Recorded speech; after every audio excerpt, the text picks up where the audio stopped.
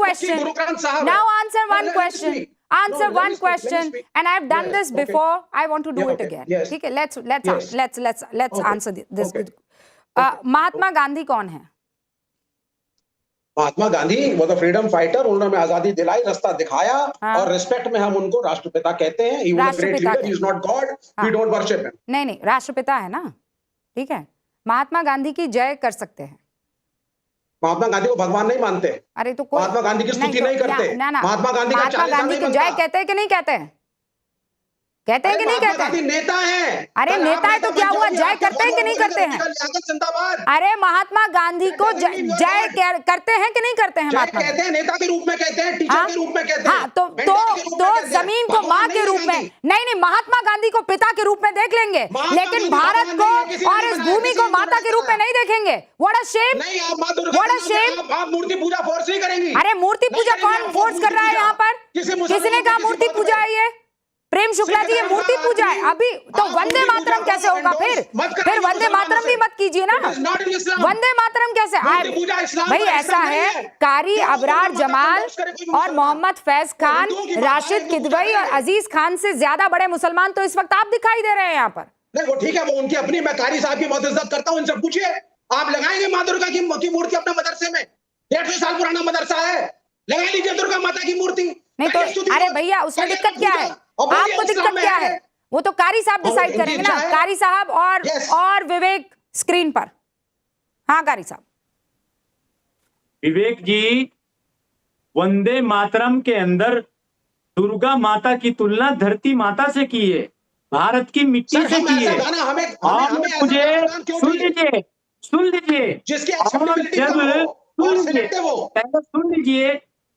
सुन लीजिए विवेक जी, वंदे मातरम की तुलना, वंदे मातरम के अंदर दुर्गा माता की तुलना भारत की मिट्टी से की है.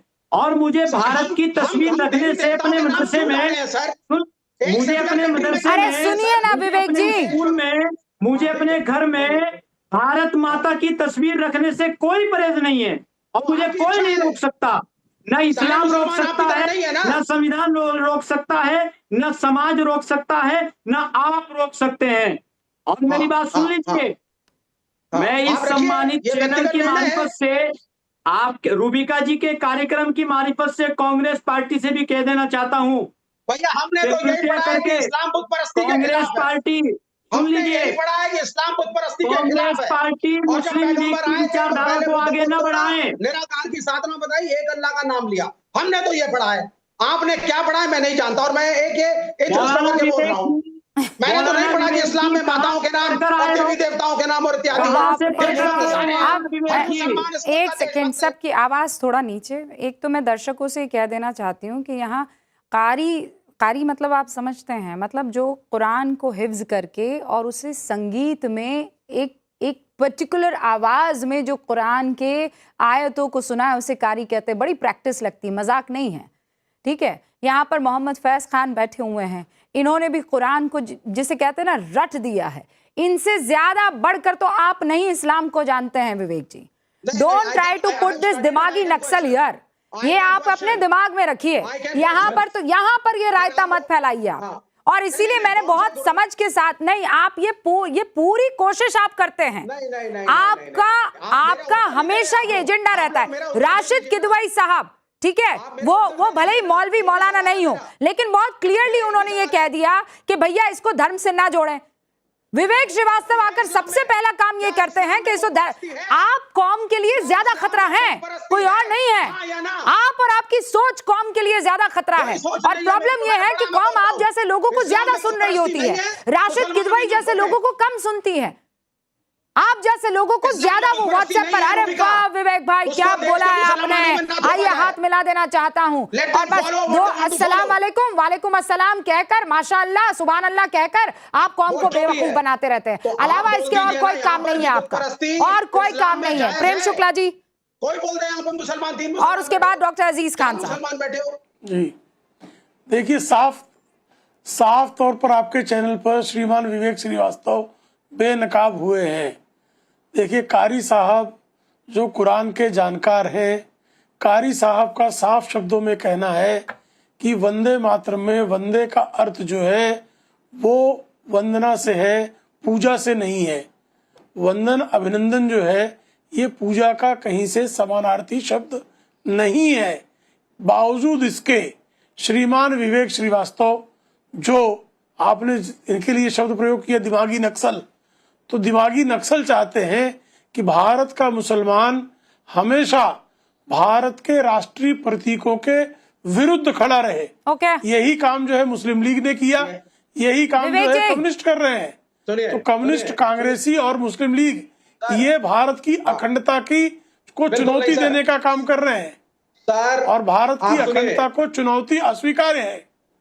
नहीं, माननीय प्रेम शुक्ला जी, मैं आपका सम्मान करता हूं, मुझे ये बताइए सेकुलर कॉन्स्टिट्यूशन में अंबेडकर के किसने हक दिया कि मेजॉरिटी के बिलीव्स, उसके सिंबल्स, उसके देवी, उसके देवता बुद्धों पे, जैन पे, अंबेडकर वादियों पे, डॉक्टर बाबा साहब अम्बेडकर वंदे मातरम के विरुद्ध कब थे? वंदे मातरम डॉक्टर बाबा साहब अम्बेडकर कौन सा कबीरपंथी वंदे मातरम के विरोध में है? किस कबीरपंथी को आप जानते हैं जो वंदे मातरम के विरोध में है? एक कबीरपंथी मुझे दिखाइए, एक कबीरपंथी मुझे दिखाइए। मैं वो तमाम कबीरपंथियों के संपर्क में हूँ। एक कबीरपंथी मुझे दिखाइए, एक नाथपंथी मुझे दिखाइए जो वंदे मातरम के विरोध में हो। निर्गुण निराकार की उपासना मूर्ति पूजा भी करता है, कोई नहीं करता। निर्गुण निराकार की उपासना कबीरपंथी भी करता है। बिल्कुल कबीर के किसी कबीरपंथी को जो है देखिए, कहीं से भी टाइम ओवर हो गया वंदे है मातरम पर कोई और आपत्ति मैं बता नहीं रही है। हूँ ये जो आपने लबादा ओढ़ा हुआ है ना, उसका भी टाइम ओवर हो गया है। Vivek ji, please be very careful, please be very careful. हाँ राशिद साहब, मेरे पास वक्त की कमी है, मेरे ख्याल से ये डिबेट ऐसे ही खत्म नहीं होगी, अभी तो एक और इसका सेशन होना जरूरी है।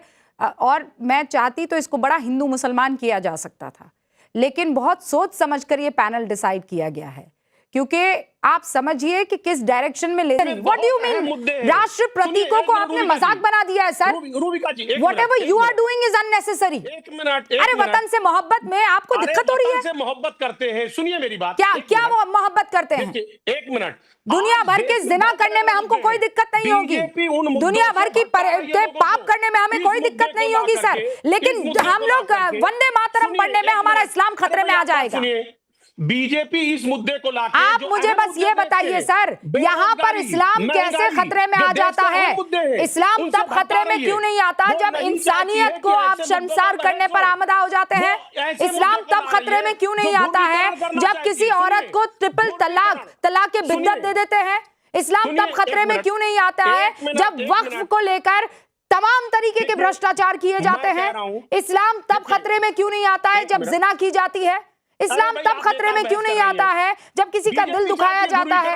बताइए ना अजीज खान साहब, इस्लाम तब खतरे में क्यों नहीं आता है जब इस तरीके से वतन की बदहुरमती की जाती है? नौजवान परेशान है। अरे हाँ है, देश का नौजवान परेशान, मैं मना नहीं कर रही हूँ उस बात से, लेकिन आपने इसे अननेसेसरी कैसे कहा? वंदे मातरम राष्ट्र प्रतीक है सर, मजाक नहीं है। हमारी मर्जी हम ये गाएंगे, हमारी मर्जी हम वो गाएंगे। देखिए मैं कह रहा हूं अननेसेसरी इस चीज को इतना हाइप देना, वंदे मातरम आप हाइप दे रहे हैं, आप गालिब किसने रोका था आपको?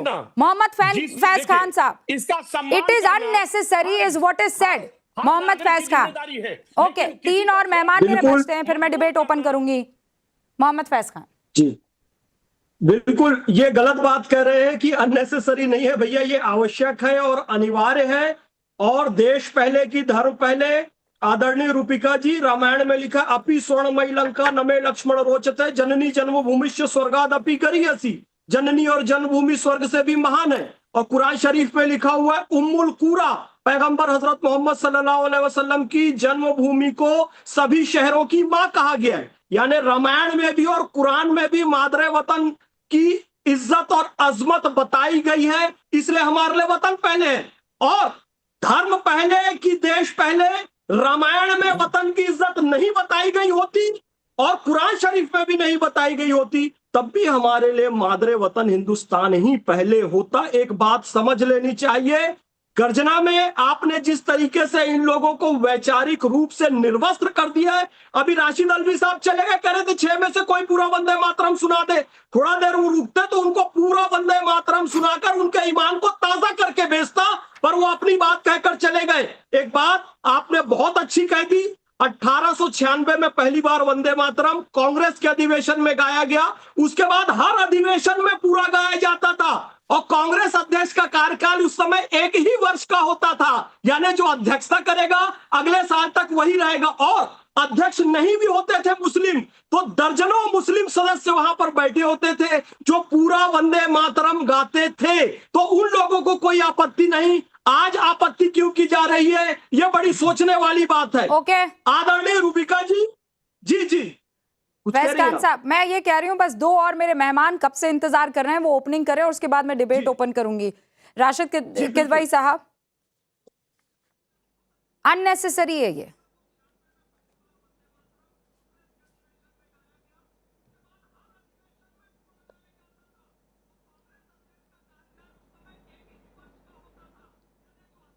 राशिद साहब, मेरी आवाज लेट पहुंच रही है बिकॉज आप मेरे ख्याल से आप जो इंस्ट्रूमेंट हाँ, मैं आप ही से पूछ रही हूँ सवाल। जी,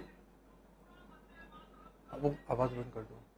जी रूबिका, देखिए ये बहस इस तरह के बेमानी है क्योंकि जो भी कांग्रेस पार्टी को या विपक्ष को इसके बारे में कहना चाहिए था, वंदे मातरम के बारे में उनकी जो भी उनकी धारणा थी या जो उनका पॉइंट ऑफ व्यू था, उसको उन्हें जब संसद में ये बिल आया था उस समय उसको वहां के ऊपर उसके डिबेट का चर्चा में हिस्सा लेना चाहिए था। वहां तो वॉकआउट हो गया। अब संसद के बाहर जो है इसकी बहस हो रही है। दूसरी बात देखिए, इसको धर्म विशेष से और किसी समुदाय से जोड़ना मुझे लगता है उचित नहीं है। ये एक राष्ट्र के मर्यादा और गौरव की बात है तो उसको राष्ट्रवाद से जरूर जोड़ा जा सकता है। और जो आदमी 2 स्टांजा पढ़ रहा है, 2 छंद पढ़ रहा है, 6 पंथ पढ़ रहा है, इससे कोई मतलब नहीं पड़ता। किसी व्यक्ति की किसी की जो धार्मिक आस्था होती है उससे उसको ऊपर कोई फर्क नहीं पड़ता। हमारे देश में तरह तरह की धार्मिक मान्यताएं हैं और धारणाएं हैं, उनका सब लोग अपनी अपनी निजी जीवन में पालन करते हैं। कोई आस्तिक है, कोई नास्तिक है, इसको फर्क नहीं पड़ता।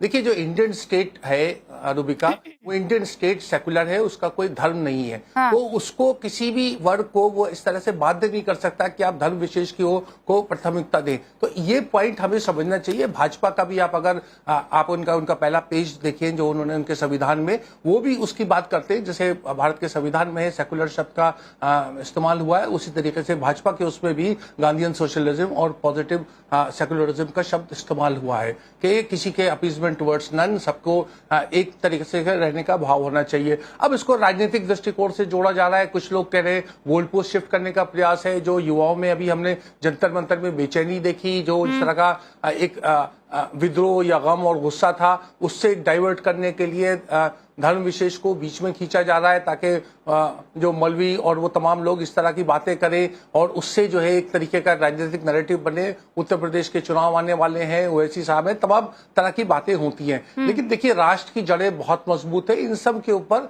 और जैसा पहले भी वक्ताओं ने कहा, जो बात आप कह रहे हैं किदवई साहब, ये आप कह रहे हैं कि ये माहौल बनाने की कोशिश हो रही है, पर ये माहौल बना कहां से?